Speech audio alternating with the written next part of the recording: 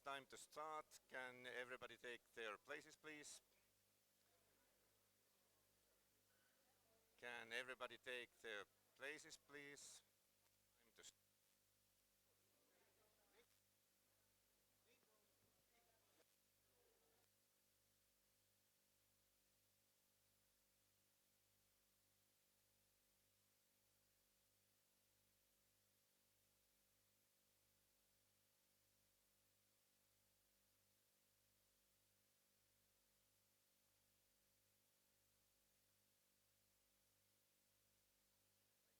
All right. You're most welcome to the press conference by the European Union Election Observation Mission. My name is Kimmo Räntilä. I'm the press officer of the mission. I come from Finland. We have here today our legal analyst, Renata Tardioli from Italy, then the head of the European Parliament Delegation, Leopoldo López Gil from Spain, and Chief Observer Ignazio Corrao from Italy, Deputy Chief Observer Armin Rabits from Austria, and our election analyst Vanya Angelova from Bulgaria. First, Chief Observer Corrao will give a short presentation of our preliminary findings. Then the head of the European Parliament Delegation will have a word. Then there will be time for questions, and this goes, it's a common practice, raise your hand, and I'll give you the floor. When asking questions, please wait for the microphone to come to you. There are 2 microphones. And then please introduce yourself, and also please tell us which media outlet you represent. And also, if not earlier, at least now, please silence your mobile phones. When it comes to timing, we try to close at 10:45. This is because other international observation missions will have their press conferences today also, and dear media representatives, your presence is needed there as well. Now, Chief Observer Ignazio Corrao, the floor is yours.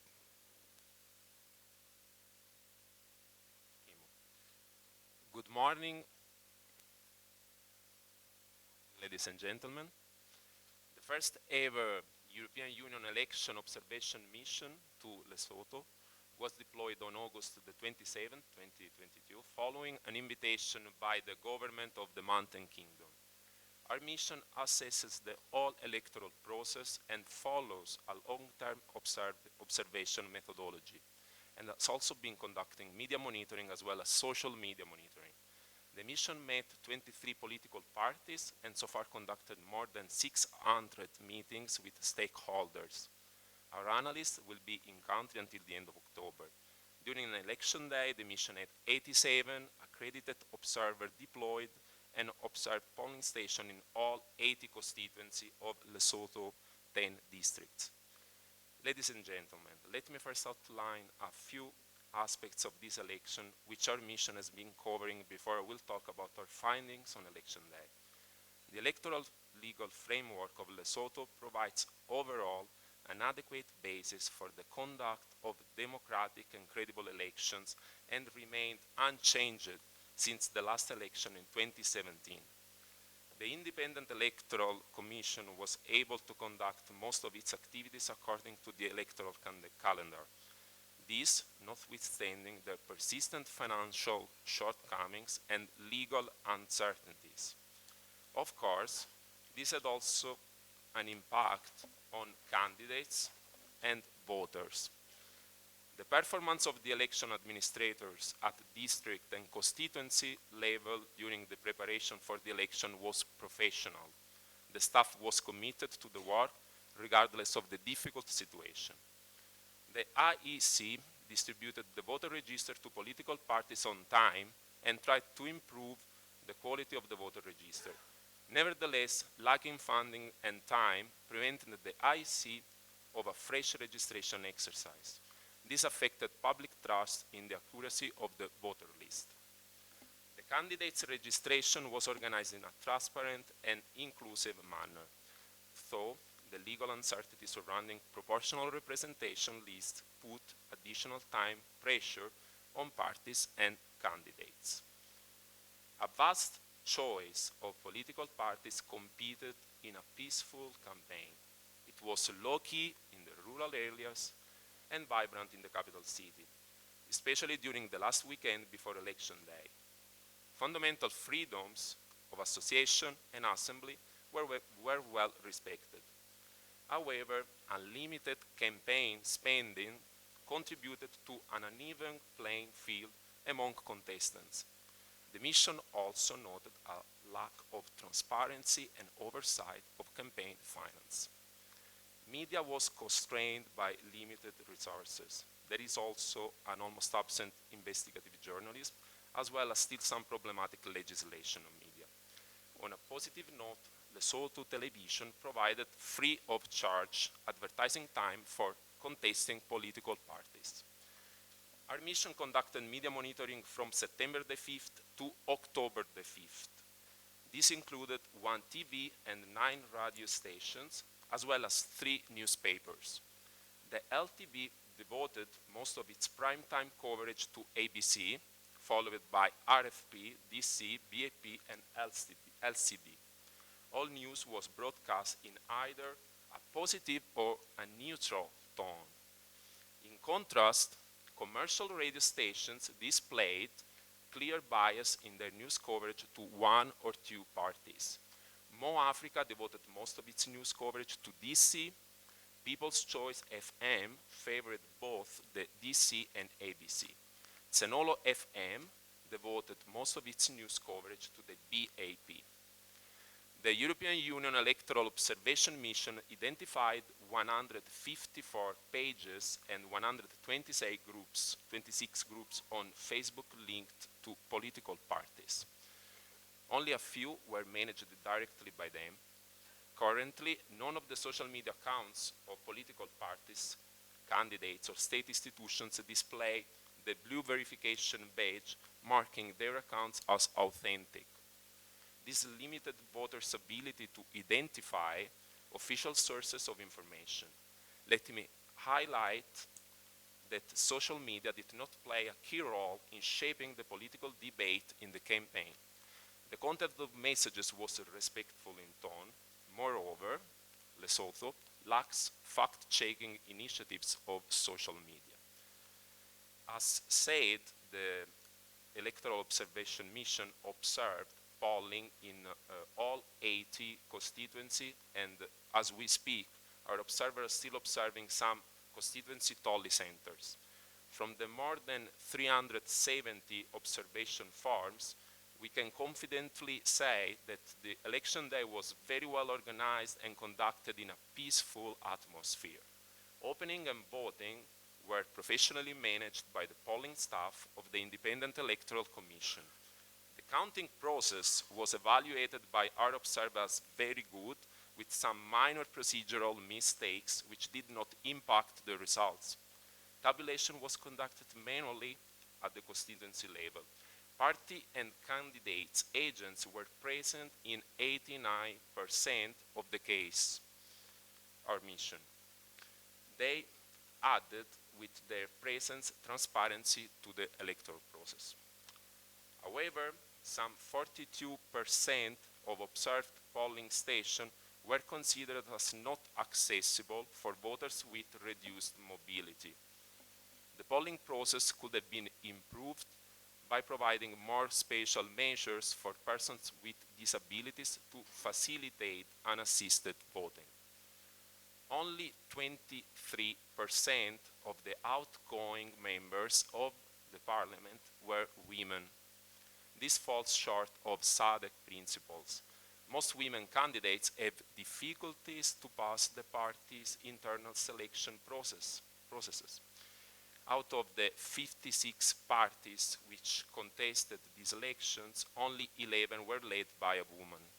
So far, special measures have been insufficient for enhancing women's representation in politics. But let me conclude this overall positive assessment of election day by highlighting that the Independent Electoral Commission is announcing constituency results in a very transparent manner in front of accredited party agents while we are here. Our mission will remain in country to observe post-election developments and will publish a final report containing detailed recommendation within the next few months. As final point, as a member of parliament myself, I would like to congratulate the future members of the National Assembly for their election and encourage them to proceed with the reform efforts for the future of the country and to further strengthen democracy and stability in the Kingdom of Lesotho. I thank you for your attention and looking forward to answer your questions.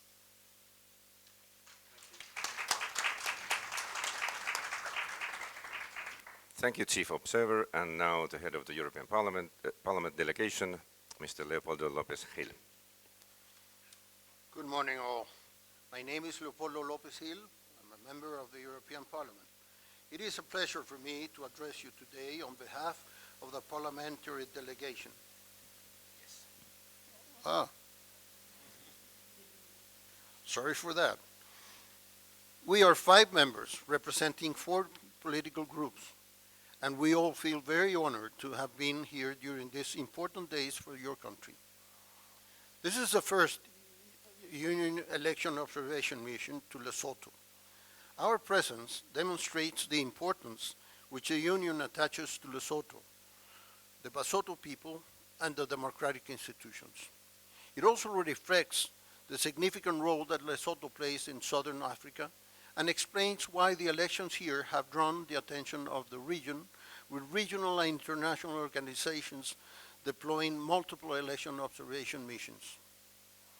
The European Parliament, the only directly elected body in the European Union, represents around 450 million people. It also observes these elections.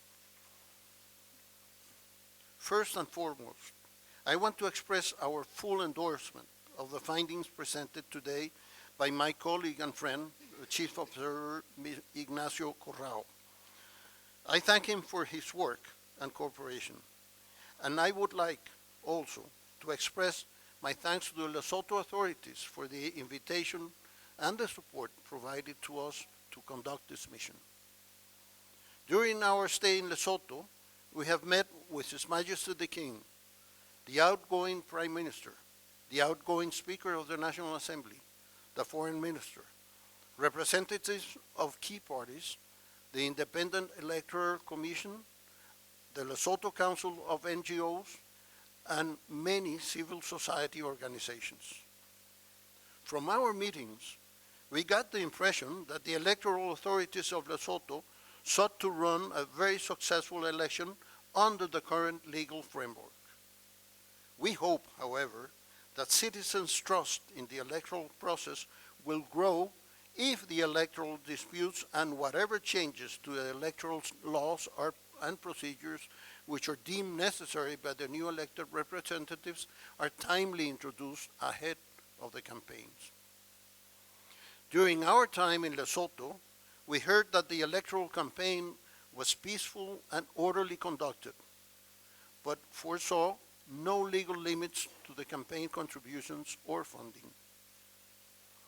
According to our interlocutors, the staff members of the Independent Electoral Commission, the IEC, are professional, experienced, and did all that possibly could to fulfill their duties.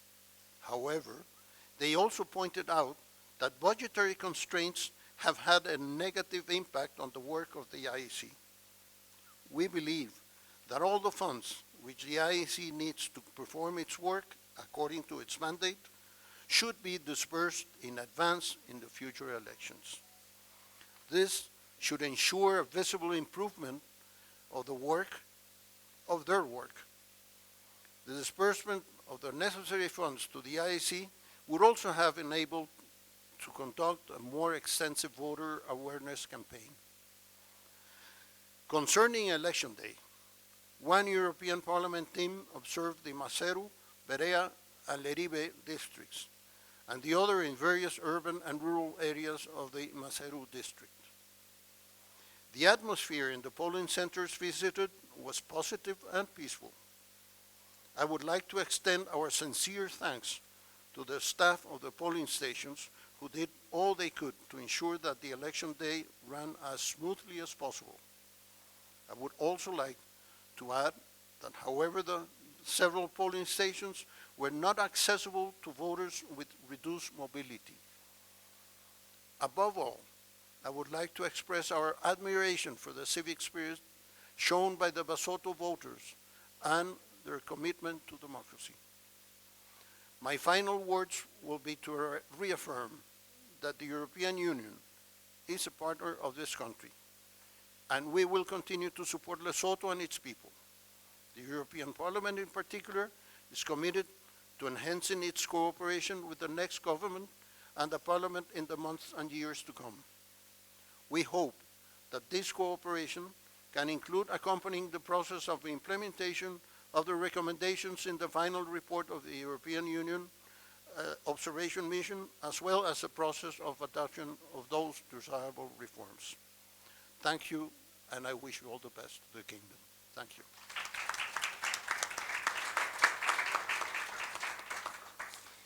Now it's the time for questions. Please wait for the microphone to come to you and then introduce yourself, and please tell us also which media you represent. Who would like to start? Yes, here.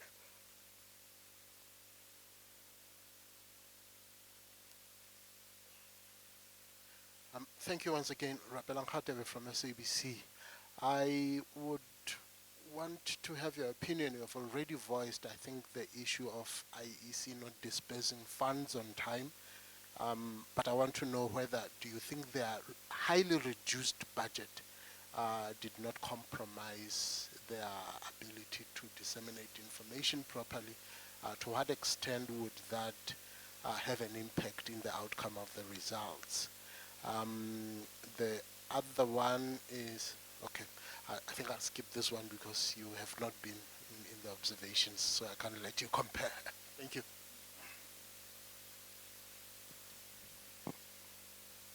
For the questions, as we stated in the preliminary statement, we noted that there was a short fundings on the IEC, but still we believe we did the best they can. Of course, there is some minor aspect that can be improved, and this is part of the statement. Greetings, my name is Klompo Mata from Maxell Radio. Out of curiosity, do you foresee a development of a framework in democracy taking place, given that maybe there are some challenges that maybe they're being overcome, and do you see a global framework or a template for democracy on how elections can better be conducted in the future?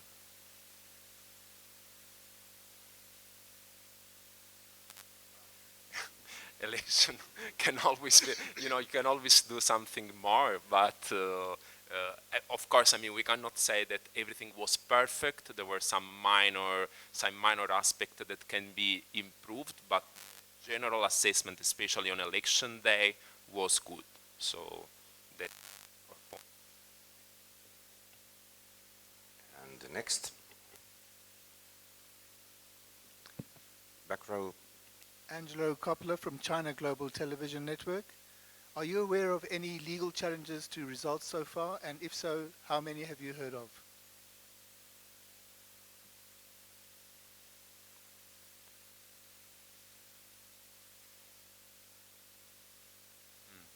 We know that there is one case, certainly one case, and so far, and of course, this has to be ruled by the Lesotho law in court, so we can have a judgment of that only when the process will be finished. Where is it? What? I've seen a letter sent to IEC by one independent candidate who claims that his name was misspelled, and therefore this has affected his performance. Thank you. Next question.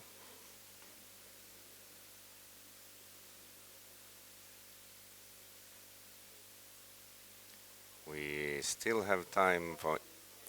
Yes.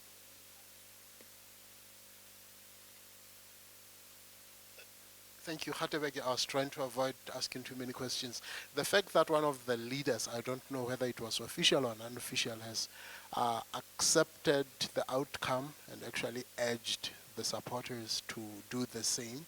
The others haven't. Would you formulate an opinion on that? The growth of democracy dawning.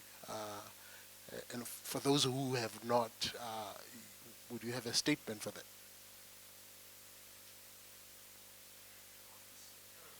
We can't really comment on this now because the acceptance of the outcome of the election is an ongoing process. Actually, we're still waiting for the official global result to be announced by the Electoral Commission. So as I said during my speech, the electoral observation missions will stay here in the country in order to observe what happens, after the election day, and we will come with a final report when all the process will be finished. I think this should be my last question. One of the other things that has actually particularly stood out to me is the fact that the voter turnout has struggled to actually pass 50%.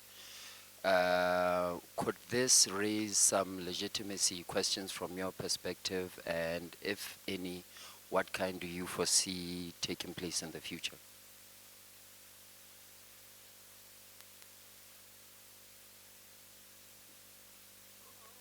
Unfortunately, we do not have the official numbers on voters, so we have to wait until we have the final official to have an opinion on whether the voter turnout was proper or whether it's diminished or even increased from the last election. So we have to wait until we have the final results. This point, which is related to the first question, is that maybe something might be done on voter education, which is connected with the fundings of resources of the Electoral Commission. Next one.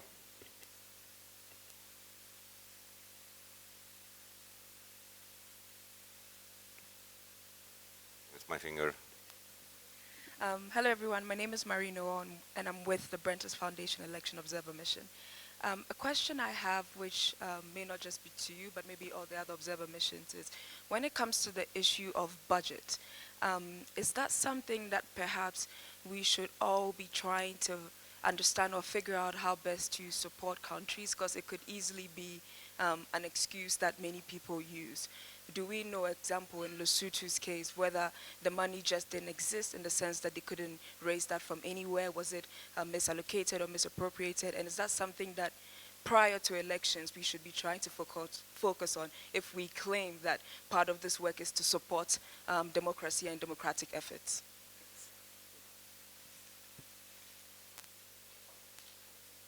I mean, it's as I was saying before, there should have been independent budget for the electoral commission and the electoral process. When we say that the electoral commission is short of fundings, this is connected with all this problem and will be part of the statement and the final report. Next.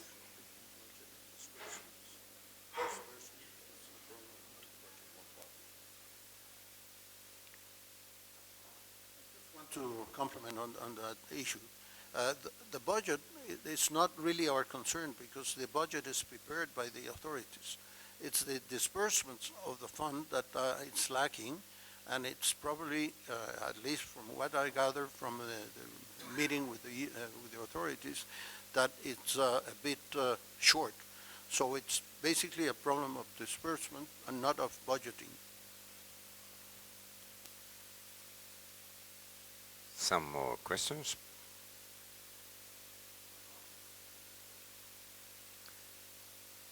if this is the case, then we will wrap this up and we are good in time when it comes to your busy schedule, dear media representatives.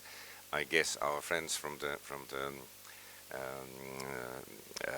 SADC already went preparing their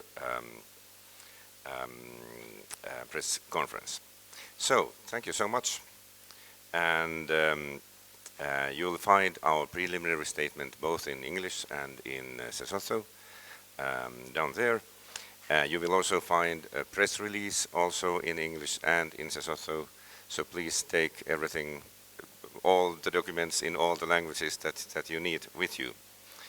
And the mission will publish, as said, will publish its final report within the next few months. And when that happens, we'll be back here. We will welcome you back, most probably to this very hotel. Thank you and goodbye. The press conference ends now.